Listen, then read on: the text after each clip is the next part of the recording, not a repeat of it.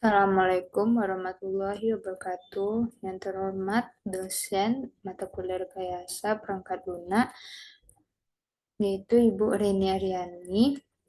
Di sini kami akan mempresentasikan hasil diskusi kelompok kami tentang website Ruang Jiwa. Adapun anggota kelompok yang pertama Salsabila dengan NIM F1E1 21150 peran sebagai sekretaris. Yang kedua, Putri Asmawati dengan NIM F1E1 21152 sebagai programmer. Yang ketiga, Desi Triana Putri dengan NIM F1E1 21195 peran sebagai analisis sistem. Yang keempat, Said Mujibur Rahman dengan NIM F1E1 21196 sebagai ketua, dan yang terakhir ada Ajeng Ayu Larasati dengan NIM F1E1 228 berperan sebagai desain sistem. Selanjutnya kita lanjutkan dengan materi pertama. 1. Tahapan planning dalam SDLC sebuah sistem. Merancang dan membuat inovasi di bidang sistem informasi berbasis website bernama Ruang Jiwa dengan tema Kesehatan Mental Generasi Muda Indonesia. Identifikasi tujuan dan ruang lingkup. Tujuan, peningkatan jumlah penderita gangguan mental terkhusus dalam kurun waktu 2 tahun terakhir masa pandemi. Banyaknya faktor penyebab dan akibat dari gangguan mental. Hampir semua kalangan dapat mengalami gangguan mental dan terakhir cukup dianggap sepele oleh sebagian orang padahal berdampak besar. Ruang lingkup pengembangan, yang pertama sumber daya manusia masyarakat, tenaga ahli, dan keuangan promosi pemrosesan data. Project Plan.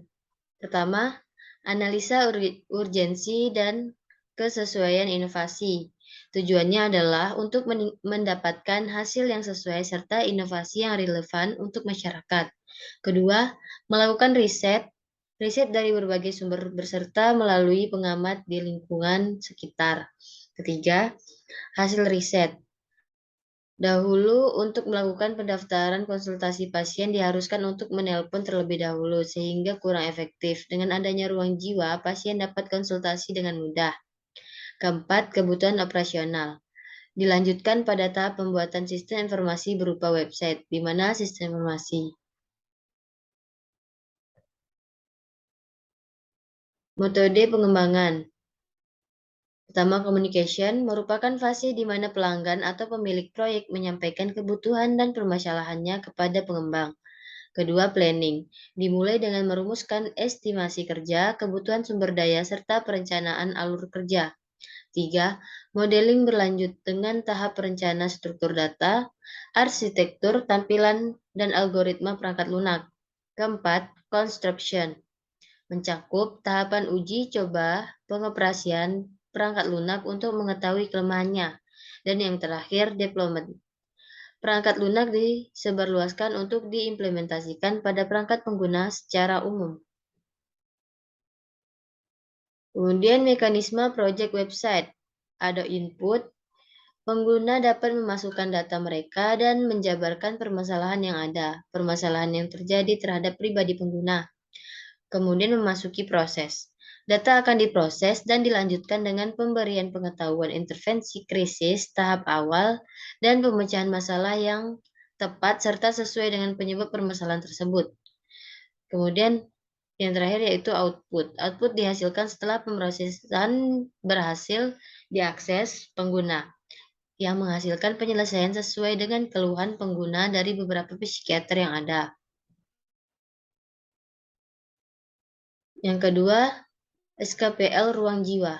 Spesifikasi kebutuhan perangkat lunak sistem informasi konsultasi permasalahan kesehatan mental. Pendahuluan. Tujuan yaitu dokumen SKPL 1 ini berisi spesifikasi kebutuhan perangkat lunak, SKPL atau Software Requirement Specification atau SRS, untuk sistem informasi konsultasi permasalahan kesehatan mental. Tujuan dari penulisan dokumen ini adalah untuk memberikan penjelasan mengenai perangkat lunak yang akan dibangun untuk mengetahui inovasi yang kami lakukan masih relevan untuk diterapkan di UMKM nantinya, baik itu berupa gambaran umum maupun penjelasan rinci dan menyeluruh. Lingkup masalah. Permasalahan yang mencakup dalam penelitian ini adalah: pertama, masih sedikitnya sistem online yang mendukung konsultasi permasalahan kesehatan mental. Yang kedua, bagaimana membuat sistem konsultasi secara online bagi UMKM. Yang ketiga, bagaimana memberikan informasi tentang kesehatan mental bagi user secara cepat dan tepat.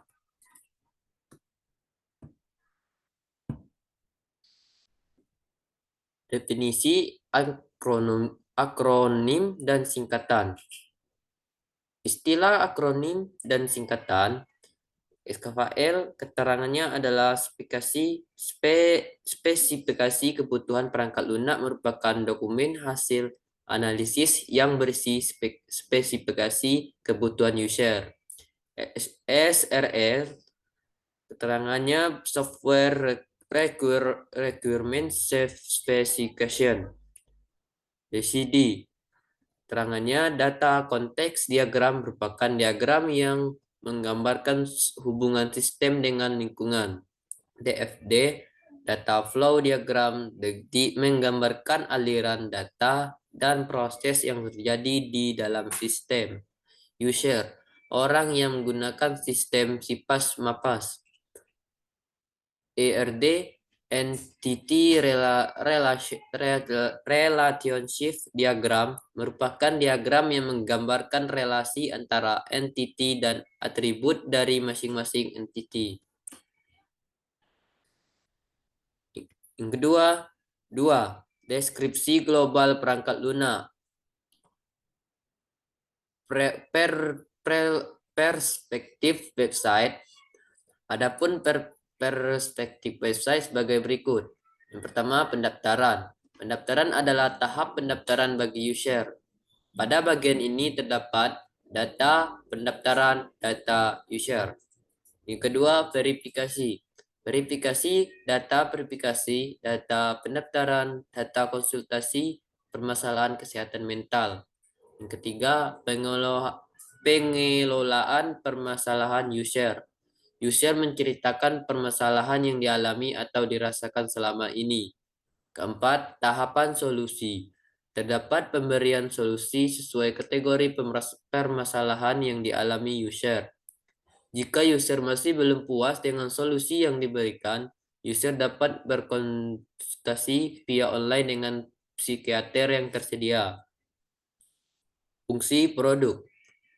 Adapun fungsi-fungsi yang dimiliki oleh perangkat lunak ini adalah: pertama, menambah, merubah, dan menghapus data pengguna atau SKFile ruang jiwa. B. Melakukan login atau SKFile ruang jiwa. Yang kedua. E. Memasukkan password. D. Memberikan informasi umum mengenai kesehatan mental. E. Melakukan konsul. F. Mengelola data user, data psikiater, data masih kesehatan mental. G. Memberikan solusi. H. Menentukan diagnosa. I. Mengatur atau mengelola jadwal psikiater. J. Melakukan logout. Karakteristik pengguna. Kategori pengguna terbagi menjadi 3 dan ada terbagi juga tugasnya. Pertama, super admin. Super admin bertugas menambah, merubah, dan menghapus data pengguna, melakukan login, melakukan logout, memasukkan password. User, tugasnya melakukan login, memasukkan password, melakukan logout, melakukan konsul. Psikiater, tugasnya mengelola data user, data psikiater, data informasi kesehatan mental, memberikan informasi umum mengenai kesehatan mental, menentukan diagnosa, memberikan solusi, melakukan logout, mengatur atau mengelola jadwal psikiater. 3. Deskripsi rinci kebutuhan perangkat lunak. Kebutuhan antar muka eksternal.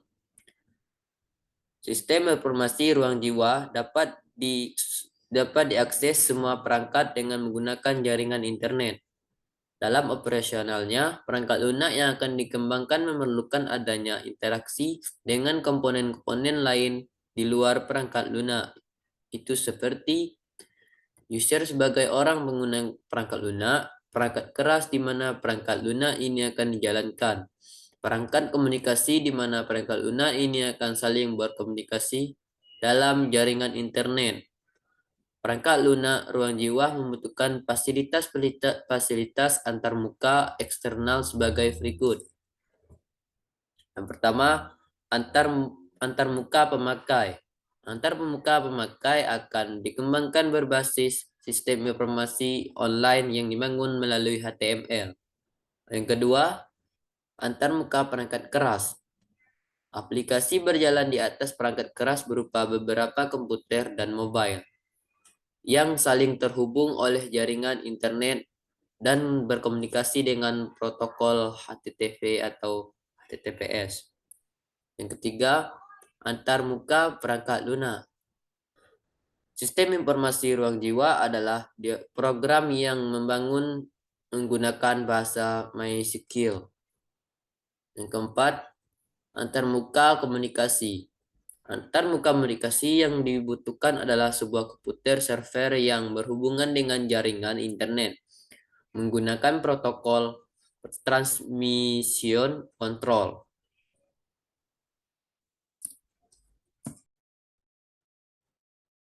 Selanjutnya yaitu kebutuhan fungsional. Yang pertama yaitu aliran informasi. Berikut ini aliran informasi user pertama kali mengakses halaman dan mendaftarkan. Yang pertama yaitu ada ruang jiwa, di mana user atau pengguna melakukan akses data pendaftaran yang terdiri dari info verifikasi, info akses, info pendaftaran, dan info akun.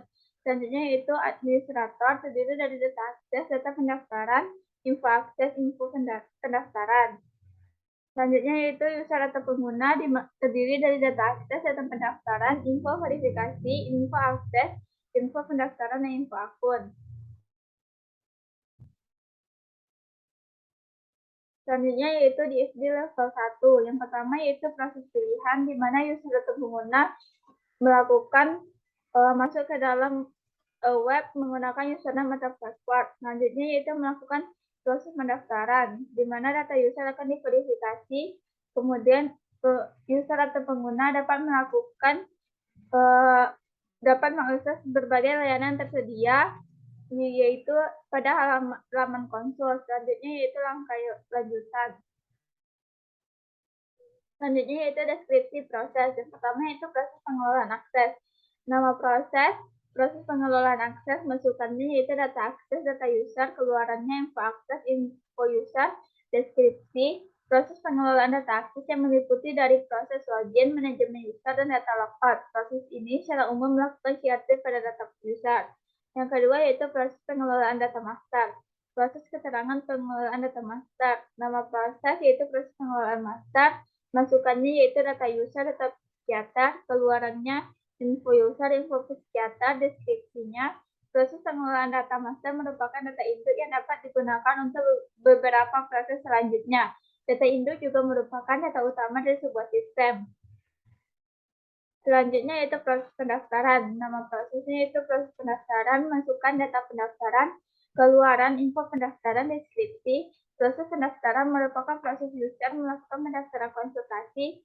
Pada proses ini, data sangat bergantung dari data master seperti data user dan data psikiater. Selanjutnya yaitu proses verifikasi. Masukannya yaitu data verifikasi, keluarannya info verifikasi, deskripsi. Proses verifikasi merupakan proses persetujuan dari pemegang hak akses dari sebuah sistem. Pada bagian ini, proses verifikasi bergantung dari data pendaftaran. Proses verifikasi terdiri dari 3 tahap. Yang pertama yaitu verifikasi data user, yang kedua verifikasi diagnosis mental, yang ketiga verifikasi psikiater. Selanjutnya itu proses laporan. Keluarannya yaitu laporan pendaftaran dan laporan verifikasi. Deskripsinya, proses laporan merupakan proses akhir dari sebuah sistem. Umumnya, laporan digunakan sebagai bahan informasi yang umum maupun secara detail. Selanjutnya yaitu di FD level 2, yaitu pada pengelolaan akses. Pengelolaan data akses, nama prosesnya yaitu kelola data akses, masukkan data akses, keluarannya info akses. Proses pengelolaan data akses atau hak akses user untuk melakukan atau masuk ke dalam sebuah sistem yang terdiri dari login user, memasukkan data informasi dan logout. Pada proses ini merupakan proses utama untuk melakukan interaksi terhadap user yang terlibat langsung dengan sistem seperti super admin dan psikiater. Selanjutnya yaitu pengelolaan data user. Nama prosesnya yaitu kelola data user, masukannya data user, keluaran info user. Berbeda dengan pengelolaan akses, pengelolaan user merupakan sebuah manajemen user terhadap user-user yang terlibat langsung ke dalam user. Ini dilakukan untuk menambah, menghapus user utama pengguna sistem ini, yaitu psikiater merupakan user utama pada sistem ini. Biasanya yang bekerja sebagai pengelola data atau user manajemen support user adalah super admin. Selanjutnya yaitu DFD level 2 atau proses 2, yaitu pengelolaan data master. Nama prosesnya yaitu kelola data user. Masukannya data user, keluaran info user. Proses melakukan input data utama atau data user. Data user merupakan data utama dari sistem pendaftaran ini. Data user diinputkan yang nantinya user akan mendaftar dengan memasukkan nama dan email. Selanjutnya yaitu pengelolaan data psikiater. Kelola data psikiater, masukannya data psikiater, keluarannya info psikiater. Proses melakukan tambah data psikiater, data psikiater nantinya digunakan sebagai pengguna atau pemilihan konsultasi lanjutan bagi user. Materi selanjutnya yaitu DFD level 2 proses 4 verifikasi. Pada tabel 12 verifikasi data user yaitu nama prosesnya verifikasi user, masukannya data verifikasi, keluarannya info verifikasi. Deskripsinya, proses melakukan verifikasi data pendaftaran user ke dalam sistem. Admin memverifikasi data sesuai dengan user. Tabel 13, nama prosesnya ini verifikasi diagnosa mental. Masukannya data verifikasi dan keluarannya info verifikasi. Deskripsinya, proses ini adalah melakukan verifikasi keluhan permasalahannya yang dialami user dan mendiagnosa mental illness yang dilakukan oleh psikiater. Tabel 14, nama prosesnya verifikasi psikiater, masukannya data verifikasi, lalu keluarannya info verifikasi. Deskripsinya, ini adalah proses melakukan verifikasi psikiater yang dilakukan oleh admin. Setelah data dan syarat telah terpenuhi, selanjutnya admin melakukan verifikasi psikiater untuk menindaklanjuti data dari user. Kemudian sistem akan menampilkan balasan psikiater terhadap permasalahan dari user. Next. 3.1.8 Kamus data adalah suatu daftar data elemen yang terorganisir dengan definisi yang tetap dan sesuai dengan sistem, sehingga user dan analisis sistem mempunyai pengertian yang sama tentang input, output, dan komponen data store. Kamus data dari sistem informasi permasalahan kesehatan mental di website Uang Jiwa yaitu 1. Nama arusnya user, bentuk dokumen, arus data, pengelolaan data akses, proses 1, struktur data, nama user, nama underscore user, email user. Yang kedua, nama arus data psikiater, bentuk dokumen, arus datanya, data master, proses 2, struktur data, ID user, nama underscore psikiater, lalu email, alamat, telepon, dan status. Next. Yang ketiga, nama arus data pendaftaran berbentuk dokumen dengan arus data pendaftaran strip proses 3, struktur datanya username dan email. Yang keempat, nama arus data verifikasi berbentuk dokumen, arus data verifikasi strip proses 4 dan struktur datanya ada verifikasi data user, verifikasi diagnosa mental, dan verifikasi data psikiater. 3.1.9 Entity Relationship Diagram atau ERD. Entity Relationship Diagram bisa menunjukkan hubungan antara entiti serta atribut dari entiti tersebut. ERD dari Sistem Informasi Konsultasi Permasalahan Kesehatan Mental adalah sebagai berikut pada gambar di bawah. Nah, kardinalitas pada tabel 15, kardinalitas ERD adalah tabel user dengan pasien hubungannya satu pasien memiliki satu user hak akses. Lalu satu hak akses hanya boleh dimiliki oleh seorang pasien. Lalu user dan psikiater hubungannya satu psikiater memiliki satu user hak akses. Lalu satu hak akses hanya boleh dimiliki oleh seorang psikiater.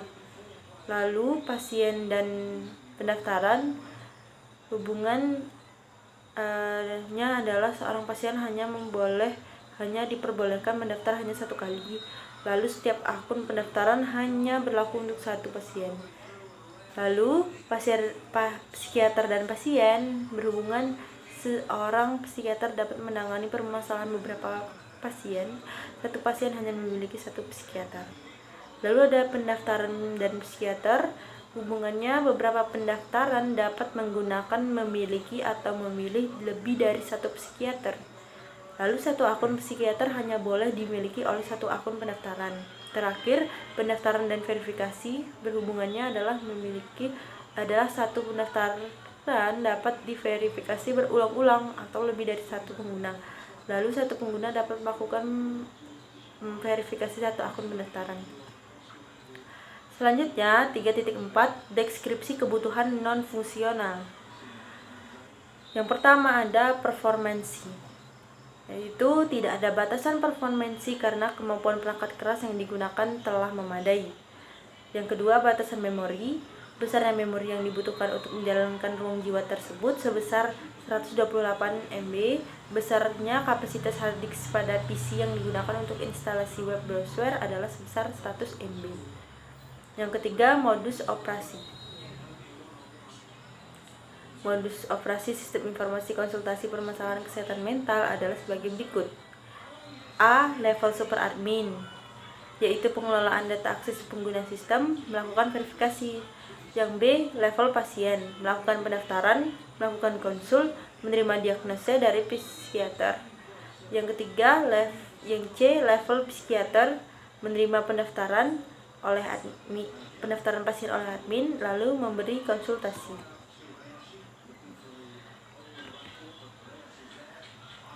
Lalu yang 3.5 kebutuhan adaptasi lokal. Sistem informasi konsultasi permasalahan kesehatan mental ini dapat diakses dengan komputer atau smartphone melalui web browser. Selanjutnya, atribut kualitas perangkat lunak. Yang pertama ada kehandalan atau reliability, yaitu sistem informasi konsultasi permasalahan kesehatan mental ini dapat digunakan selama 1 kali 24 jam dengan dokumen sistem operasi Windows dan Linux yang memiliki stabilitas yang tinggi. Yang kedua, ketersediaan atau availability. Sistem informasi konsultasi permasalahan kesehatan mental ini dapat berjalan dan tersedia selama tidak mengalami kendala seperti terkendalanya jaringan lokal, jaringan internet, serta web server hosting sistem. Yang ketiga, keamanan atau security. Admin dan user harus melakukan login untuk dapat mengakses sistem dan didukung keandalan dari server. Untuk melakukan akses dalam sistem cukup menggunakan user ID, email, dan password. Yang keempat ada maintainability. Sistem informasi ini dibuat secara full parameter dan dinamis. Isi elit serta informasi yang terdapat di dalamnya dapat diupdate kapan saja sesuai dengan informasi kesehatan mental. Manajemen hanya perlu mengakses aplikasi sebagai administrator dan mengakses menu yang khusus disediakan untuk administrator. Selanjutnya yaitu portability, yaitu sistem informasi konsultasi permasalahan kesehatan mental bersifat mudah diakses.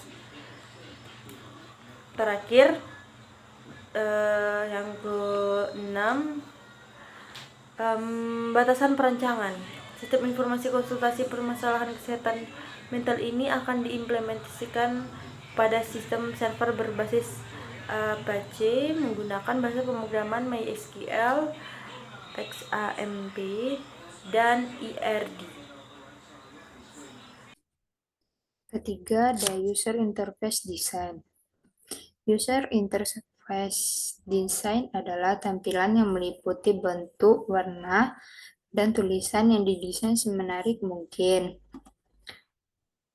Pada website Ruang Jiwa, yang pertama adalah tampilan home yang meliputi navigasi search untuk mencari mengenai tentang kesehatan jiwa. Yang di sudut kanan terdapat menu yang disimbolkan dengan 3 garis. Hampir semua halaman memiliki navigasi tersebut. Pada bagian tengah terdapat nama website yaitu Ruang Jiwa.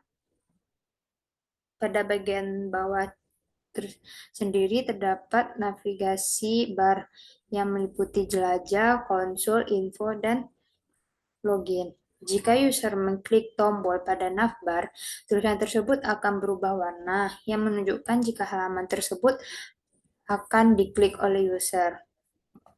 Selanjutnya, halaman login. Pada saat user klik navigasi masuk, user akan diarahkan pada page login. Di sini user akan mengisi username, password, namun ini hanya bisa dilakukan oleh user yang telah memiliki akun. Bagi user yang belum memiliki akun dapat melakukan pendaftaran atau sign in dengan mengisi beberapa yang telah disediakan dari website seperti nama depan, nama belakang, tanggal lahir, email, atau nomor HP. Yang kelima ada kata sandi, dan selanjutnya adalah yang terakhir konfirmasi dari sandi. Kemudian user akan klik untuk tombol daftar. Dalam beberapa saat ke depan, user akan mendapatkan kode pendaftaran dari user.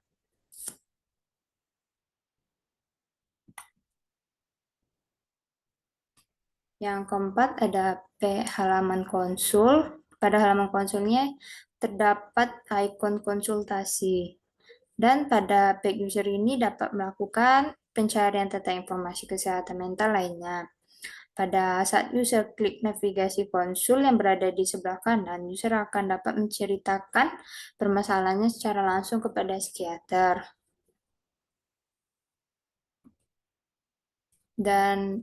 Dan selanjutnya juga ada terdapat halaman psikiater yang berisikan tentang para psikiater yang akan menangani para pasien. Di halaman ini pasien juga dapat melakukan konsultasi melalui WA dan lain-lainnya, dan juga terdapat informasi mengenai psikiater berupa login dari psikiaternya. Yang selanjutnya ada halaman diagnosa. Halaman diagnosa ini adalah halaman yang akan diisi oleh psikiater sendiri setelah user melakukan konsultasi kepada psikiater. Dan yang terakhir adalah halaman logout. Pada halaman logout dapat dilakukan dengan cara klik tiga garis bagian kanan atas, kemudian pilih logout dan dikonfirmasi untuk OK.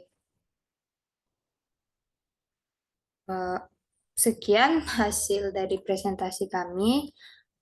Harapan ke depannya, website ini akan dapat membantu masyarakat untuk menangani permasalahan kesehatan mental. Sekian, Assalamualaikum warahmatullahi wabarakatuh.